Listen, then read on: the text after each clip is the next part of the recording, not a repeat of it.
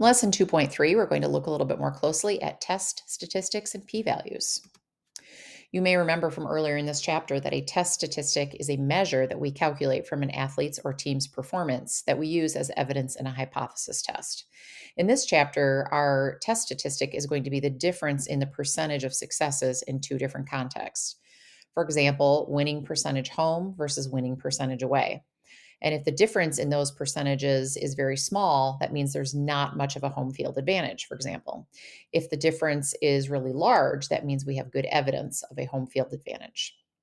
Instead of looking at a home field advantage in example one, we're going to look at an example where Jared Weaver is pitching with two different catchers, and we wonder if there's a difference in his ability to be successful as a pitcher with one catcher over the other. So during the 2014 season, Jared Weaver pitched with Yanetta as the catcher, and he had 12 wins and 5 losses. With Conger as the catcher, Weaver had 6 wins and 4 losses. We're going to start by writing our null and alternative hypotheses. Remember that your null hypothesis is that Weaver would have the same ability to win no matter who was catching. So we'll write that as Weaver's ability to win when Yanetta is catching is equal to, or the same as, his ability to win when Conger is catching.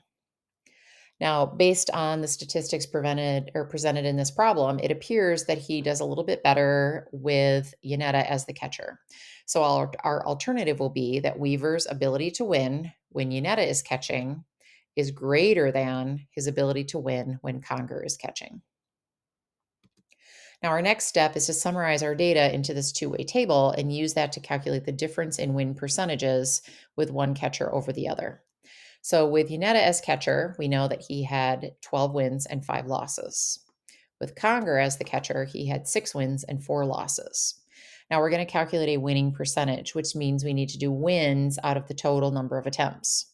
So 12 plus 5 is 17. So with Yanetta as catcher, he had 12 wins out of 17 games, which gives us a win percentage of 0.706. 6 plus 4 is 10, and with Conger as catcher, he won 6 out of 10 games, which is 0.600. The difference in those two winning percentages is 0.106, and this is what we call our test statistic. That means that his winning percentage is 10.6% higher with Yanetta as catcher than Conger. And so what we want to know is this a difference that is significant enough to make us believe that Yanetta actually is a better catcher, or did it just happen purely by chance? Now, a test statistic can be either positive, negative, or 0, depending on how you subtract. In this case, we got a positive test statistic, and that's because Yanetta's winning percentage was higher. So anytime we get a positive test statistic in this case, it means that the winning percentage is higher with Yanetta. If we get a negative test statistic, that means that we would have a higher win percentage with Conger. We didn't get that in this case, but it's possible that we could have. Now, if it's 0, that means that the two winning percentages are exactly the same.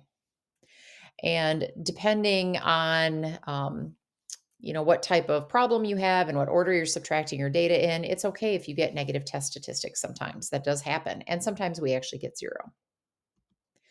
Now what we're going to do is we're going to use the applet for chapter 2 to simulate a difference in proportions.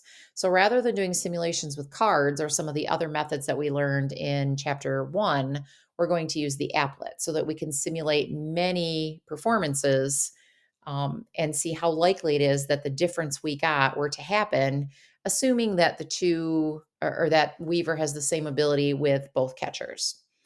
And so when you use this applet, you have to put in some information here. And what the applet is going to ask you for is the number of successes and the total attempts in each context. So in the problem, they told us, for example, in context 1, 12 wins and 5 losses. 12 would be the successes, and then 17 would be the total number of attempts. So what we're going to do is put in the numbers from this problem, and it's going to look like this. So context number 1 was with Yanetta catching, so 12 and 17. With Conger catching, we had 6 and 10 total attempts. 6 plus 4 is 10 total attempts. And the directions in your notes say to do 50 simulations. So we're going to put 50 in this box right here. And then the next thing you're going to do is you're going to click this button right here that says add more trials. And that's going to conduct the simulation for you. And it's going to display your dots or your results on a dot plot. So here's what that dot plot looks like. So notice in none of our simulations, we actually got a difference of 0, but we did get positive values in many cases, right? These were all cases where Yanetta performed better. And we also got some negative values. And these were cases where Conger performed better as a pitcher. What we want to know is how likely is it that our observed difference were to happen? And notice up at the top here in the applet, it calculates that observed difference for you. And that matches what we got when we organized our data in the two-way table. So you can sketch this dot plot in your notes. There's a spot for you to do that here. And when you conduct this simulation using the applet on your own, you may get slightly different results than what I just got. And every time you conduct a simulation, you are going to get different results. That's just the nature of what a simulation is. Now it says we can calculate the p-value of our test by finding all the results of our simulation that are equal to or more extreme than our test statistic. In this case, the difference in our winning percentage was 0.106. So more extreme than that would be greater than 0.106. Because if we suspect that 10% is enough of a difference to believe that Yanetta is a better catcher, then anything greater than that would be even stronger evidence. So if we go back to our simulation, one thing that's really nice about this is you can have it count up the dots for you. So we want to tell it to count the number of dots and we want to go greater than, so you have to change this drop down.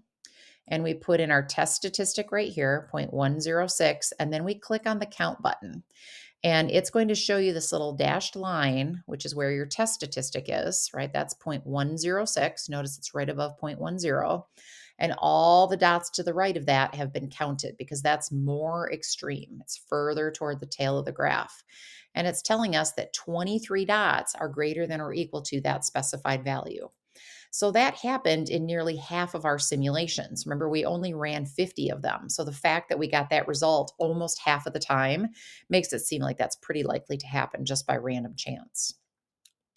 So what we would say then is that 23 out of our 50 trials resulted in a difference in a winning percentage of 0.106 or greater. What does this mean? That it is likely to happen by random chance because it happened in 46% of our trials. 23 out of 50 is 46%, and that is what we call the p-value. So the p-value by definition is the probability of getting a result equal to or more extreme than our test statistic. And in statistics, we say that a result is likely to happen by random chance if the p-value is 5% or more. I know that 5% doesn't seem very high, but in the world of statistics, that's considered to be likely to happen just by random chance. Therefore, we would say that a result is unlikely to happen by random chance if the p-value is anything less than 5%. So 5% is pretty much the standard cutoff where we say we either have good evidence or we don't have good evidence. And good evidence means it's unlikely to happen by random chance. All right, let's look at one more example. And here the dot plot is already given for us from the simulation. So all we're going to do is find the test statistic and estimate the p-value. Here we're looking at the San Antonio Spurs from a period of 10 seasons between 2009 and 2019. And we wonder if they have a home court advantage. In other words, a greater ability to win at home. At home, they won 70.7% of their games, while on the road, they only won 51.2%. That seems like a pretty good difference. We conducted 100 trials of a simulation, assuming that the Spurs have the same ability to win at home and on the road. So this is what the dot plot looked like. Okay, again, remember what these values mean. Notice here in several of our trials in our simulation, we actually ended up with a simulated difference of 0, meaning they won the exact same percent of home games and road games. So there really is no difference. Here we had some negative test statistics, which means if you're doing home minus road, they actually won more on the road. The positive ones are on this side, which means they won more at home. So let's go through and calculate our test statistic and see what that means in this case. Well, to calculate our test statistic, what we want to do is take our winning percentages and convert them to decimals. So 70.7% and 51.2% become 0.707 and 0.512. Now, the difference in those is 0.195. Now, to estimate my p-value, I would locate where 0.195 is on this dot plot. And notice the scale. This is zero point 0.1 over here. This is 0.2. So that means that each of these little tick marks in between here is 0.01. So 0.11, 0.12, 0.13, and so on. This one right here would be 0.19, and 0.195 would be halfway in between. So we are basically counting all of these dots on this end of the graph right here. Anything that is to the right of 0.195. Right? So if I count all those dots up, to me that looks like 5 dots. We had 100 trials altogether. So 5 out of 100 gives us a p-value of 5%. Now that's actually right on our cutoff value. But we know that anything 5% or greater means it's likely to happen by random chance. That means that we don't have good evidence that they have a greater ability to win at home. All right, that concludes lesson 2.3. You can now do the homework from section 2.3 in your assignment packet.